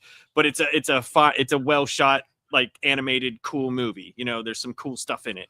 Yeah. But Gray, what do you think, man? Because you know a lot of like everything on there. So Yeah, I mean, I don't disagree with the takes that are given. I don't think War of the Worlds is the greatest up there, but for some reason it has rewatch value for me. I've watched it way too many times now. I think it is partially the nostalgia of, is it Scary Movie 5? It's one of the scary movies that goes hard into it. I like this movie because a different movie references it. No, it's all wrapped up into that same nostalgia thing for me. Usually I hate Tom Cruise, but that kind of got me to like him. West Side Story is kind of a straightforward version of that. Like I saw a local theater presentation. It seemed about the same. It didn't seem like they brought anything special to it, where like the original one is kind of fun or whatever. So I don't know. I think I'd probably go Ready Player One after that. I'm suggesting that we have a Tom Cruise themed episode because between what Warren said and what you're saying, I would like to have an open discourse on Tom Cruise and what quality he is to cinema. Just expect Minority Report at the top of this. I'm just saying. we could do that in 2 weeks. That Yeah, I gives was just- people time. No, that because next week we're doing the top 10, our own top 10 animated Disney movies. No, it doesn't have to be Oh, rushed. hell It's yeah. just hearing these interesting takes. But that would I think still it's- be a fun thing to do. I agree. Because it's not us always talking about something that we all like. Like that would be kind of fun. Go ahead, Warren. Sorry. I will say, I love Tom Cruise movies. Like Maverick. You just would take him out of them, is what you're It's saying. just I don't feel like he adds anything to the movie. Like The Last It's Samurai is a Days beautiful of film. Thunder, sir. Days of Thunder. Take him out and put Bill Paxton. What about in there, and it's a Cocktail? better Who could flip movie. a bottle like that? I mean, I haven't seen a movie that Tom Cruise is in where he adds enough to it where I feel like you couldn't take him out Vanilla and put a better Sky. actor. Name me Still. one actor who could run to camera the way Tom Cruise 'Cause does. I love the Mission Impossible series. I love a lot of stuff that he's in, but it's almost. Can you show me the money? So Interchangeable, like is- except for maybe Tropic Thunder, because I don't know him doing that whole role That's is Grossman. amazing. Mhm. But at the same time, though, it's like Last Samurai, like it would be better with other actors. I think Val Kilmer could be changed out with him for most of his career, and it would be a better movie. this is a very interesting comment that Nightmares and Nerdscapes made. And it says, oh, yeah, Ready Player One had some of the best brand cooperation in the film since Who Framed Roger Rabbit. And why that's interesting is I believe the guy who owned Who Framed Roger Rabbit, he got the rights back to it, didn't he? And they're making something with it. Did I hear? I could. Someone look that up because I believe something happened where the Roger Rabbit is coming back. Could be Probably wrong. A remake but- because Hollywood. I could be wrong, but someone look that up for me They're going to do a live action one to for see. Disney. To see. No, I believe something happened with the rights for Disney. I'm not 100% sure, but I swear I heard something about. Yeah, that. according to this article I'm looking at, it said that the creator Gary K. Wolf reclaims his Toon universe that he has the rights back. So Yeah, and he said he's doing something else because he wanted to do something more with it. In this one article, Who Framed Roger Rabbit live action spinoff focusing on Jessica Rabbit reportedly in production, and that was in November 11th of 2025. Yeah, there's gonna wow, be like recently. a whole like Toonverse thing going on. Cool. Yeah, so that's pretty interesting because Roger Rabbit, it's like one movie and still has like some presence at Disney theme parks, and it's like, what if that's it? Like really Disney, you couldn't figure out anything else to do with him? Yeah. Like really? they did those little cartoon shorts that they would put before movies, but that was about it. Right. Oh. And I think those were contracted though whenever they made the original movie and they got spread out over like 15 or 20, something like that. Yeah. So I can't remember exactly what it was. Nerd Safe said it'll probably be on OnlyFans. The Jessica Rabbit. So to speak to how valuable Steven Spielberg is as multiple things in Hollywood, if we were to include this list with films that he's a producer on, you would have things like Back to the Future, Goonies, the 80s. If you liked a kid, if you liked a film in the 80s as a child, chances are Steven Spielberg had something to do with it. And you know, it also Prince says of something. Egypt. I believe he was a Oh, producer really? on that one too. Yeah, Okay. I believe he was part of that too. Yeah, That's so crazy. people can be Did you of want value. that back up, Gray? Oh, sorry. Okay, sorry. He did. No, you're Sorry. Good. Go ahead. You're good. Yeah, I was saving it. I don't know if that requested it again. My bad. No, No. I was asking, did you want that back up? Because I just removed No, thank it. you. No, okay. We're good. Okay. Sorry. Yeah. Go ahead, Charles. And like Doc says, Back to the Future better have been up there in that case. And I think if we did for sure. include, if you include the stuff that he was a producer on, that list gets infinitely more difficult. Oh, definitely. Yeah, definitely. Oh yeah. Steven Spielberg is one of the MVPs, depending on what title he has and what work he's doing behind the scenes. But you know, there's a theory that on Poltergeist he technically was the director. Oh man, Toby Hooper, all the way. Tobe Hooper. I Yeah, mean, you think about it from like 76 to freaking 2000 something, he was on top of his game. And even past then made a few that we all saw, like, you know, that we like. Yeah, the fact that That's a long ass time to be popping out good flicks.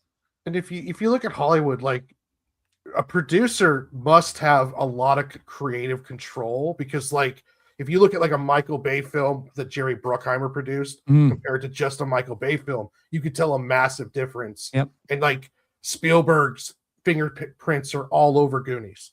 It's all over Back to the Future. And it's like, yes, they had directors, but it's amazing on how much a producer, especially one with that much influence, can have over a film, to the point where it's like, I thought Back to the Future was a Spielberg movie, and then it's like, oh no, he just produced it. But yeah, he might as well have directed it, because his fingerprints are all over it. Right.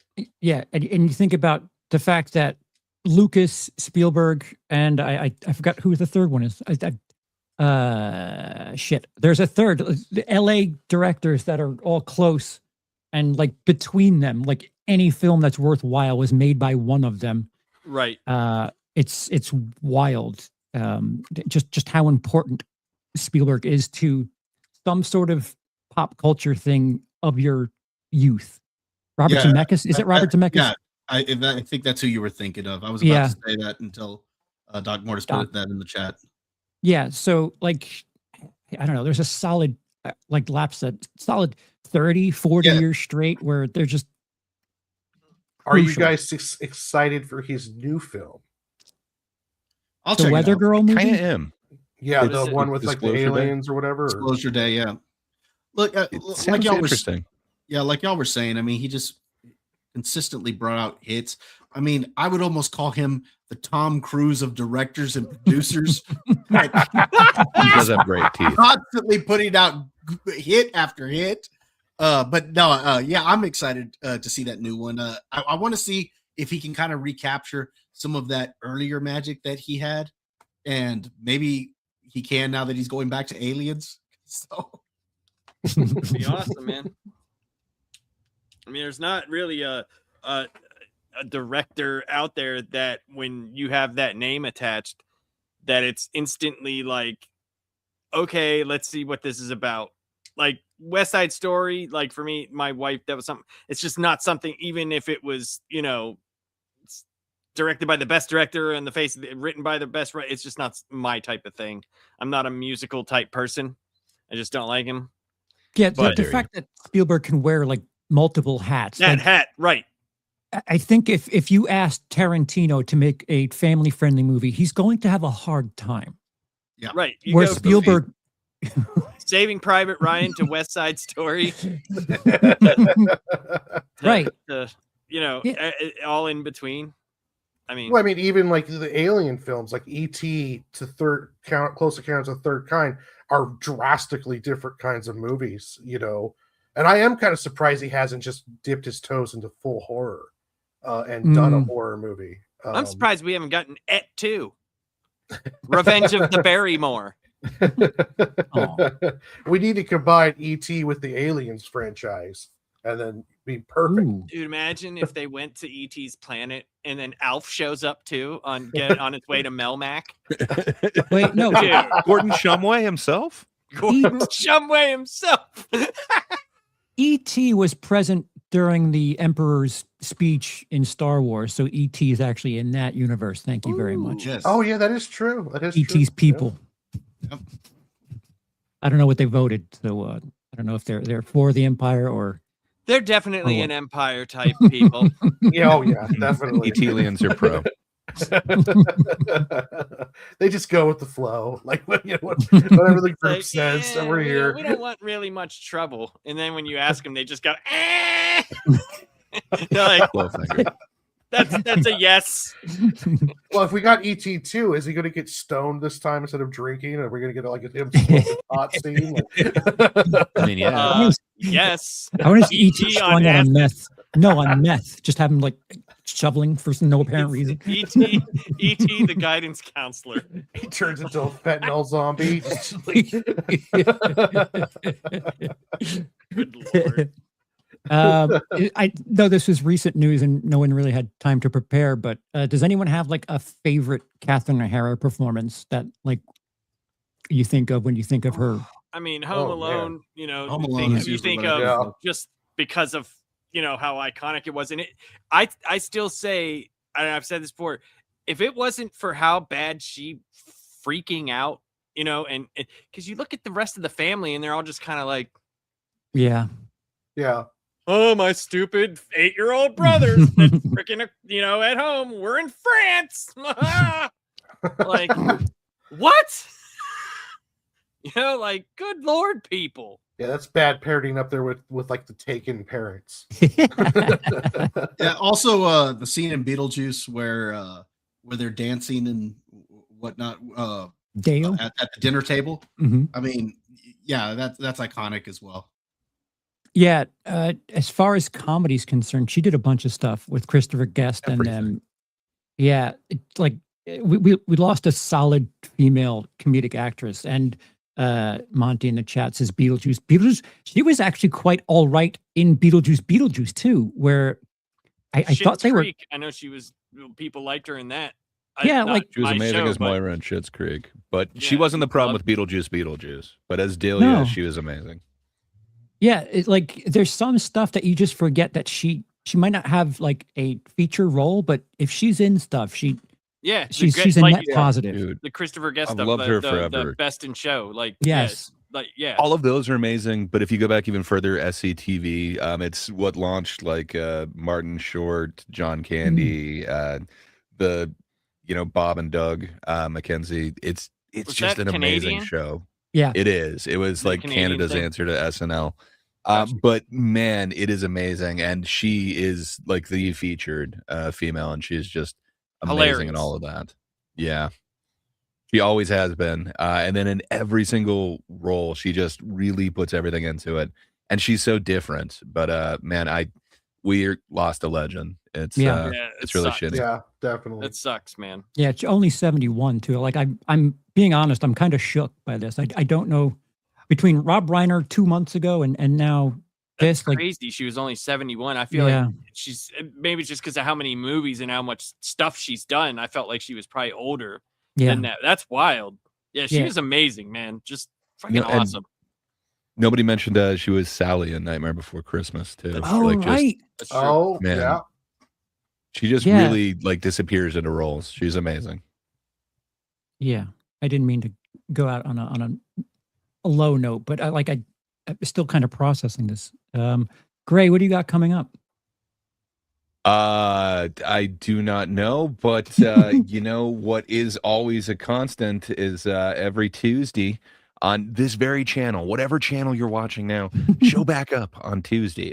You hit the bell, hit the save and subscribe and all that stuff because you want to be here. We're announcing something kind of special coming up for the next month or so, and we're going to need your help. But yeah, if you want to hear a seasoned, somewhat bitter comedian and two fans, one who happens to be a little bit more optimistic, and one who happens to be a little bit more of a gatekeeper.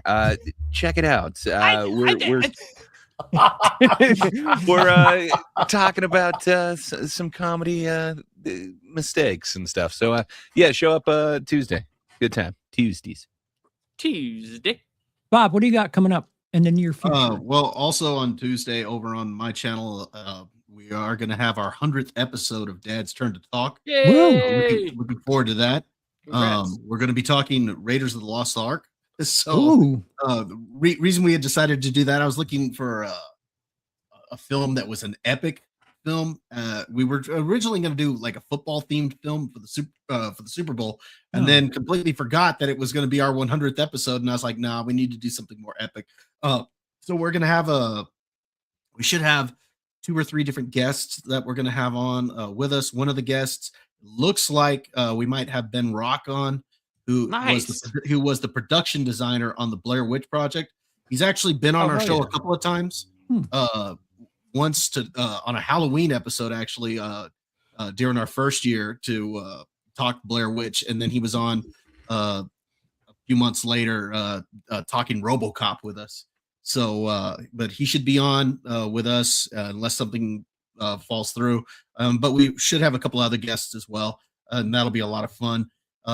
Because I'm still kind of on isolation. I haven't been able to get out to the theater, so I don't really have any new reviews out. So that's pretty much the only thing I got going on. Nothing worth watching. Trust me. I kind of wanted to see Send Help, but just haven't been able to get to the theater. So the marketing's been interesting on that. You mean the theater, sir? exactly that one. Warren, what about your neck of the woods? I'm going to be going live doing a draw stream at 8:00 West Coast time on Tuesday. Man, Wednesday. Tuesday's a busy night, huh? Yeah. So after you guys get done watching their stuff, come over and watch mine. Nice. Wednesday we've got Off the Shelf with me and Lapsed, and then Friday will be the last panel. I'm trying to, since I got to make content for my channel, and I've been trying to build that up, and I'm getting ready to start production on a new comic book. So I've been trying to balance my schedule better. So I've decided, like, on Saturdays and Sundays, it's going to be one day dedicated to making a video and some shorts, and then one day dedicated purely to writing and getting my comic book done. And right now, the production of the next comic book is going to start taking up all of the time that I'm not doing a show or along those lines, because I'm getting closer to getting to the point where I'm actually going to start drawing it. So it's going to be a lot of that stuff. You're going to be hearing a lot about squirrels here for the next couple months as I get full production of that going. That's going to be awesome. I think it's going to be great. And you look like you've lost a lot of weight, by the way.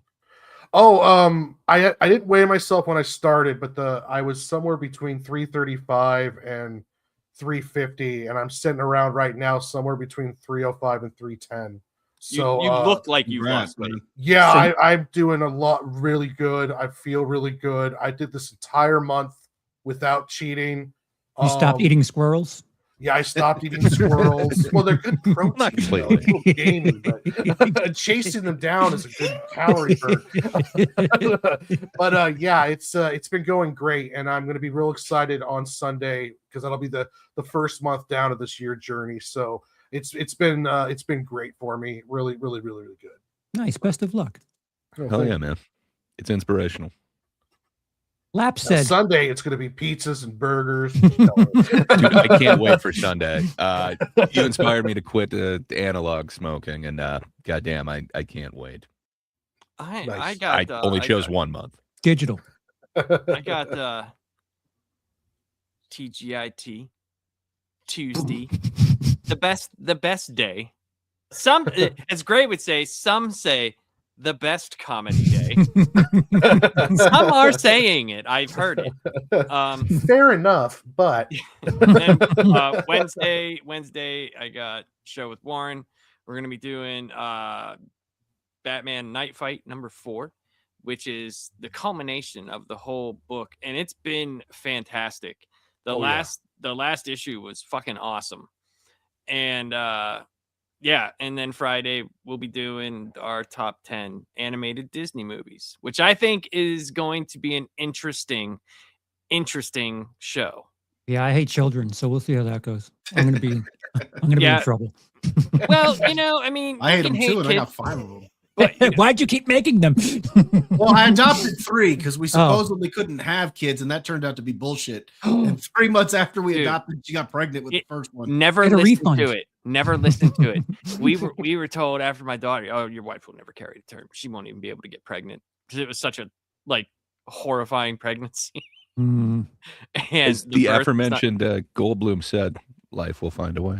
that's will find- big baby trying to and control then you. and then I remember 16 years later, I just remember she woke up one day and I was like, oh man, feel great. She's like, I don't feel good. And I went, no, no, because she's never sick. Like the woman is never sick. Oh, And yeah, but oh.